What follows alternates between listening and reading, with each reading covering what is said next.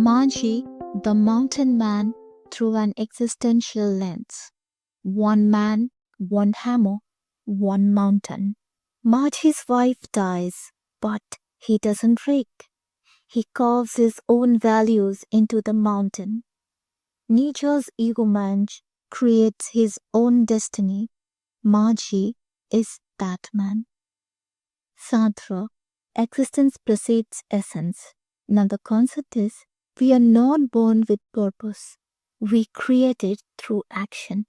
In Majhi, our poor laborer becomes a legend, not because he had to, but because he chose to. Sartre would say he chose greatness by carving it one blow at a time. With Camus, here comes absurdity and revolt. Life is meaningless, but we revolt against that meaninglessness.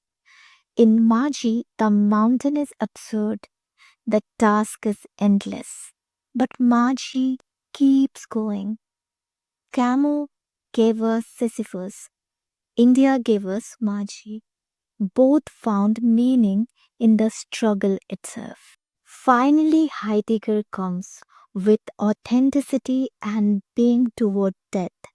Facing mortality wakes us into authentic existence. In Majhi, his wife's death doesn't end his story, it begins it. Heidegger said, death gives life urgency. Majhi turned grief into a 22 years act of authentic being.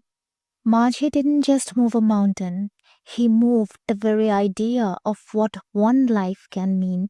Nietzsche's will, Sartre's freedom, Camus' defiance, Heidegger's authenticity, all in one man, forged into one unstoppable force, a testament.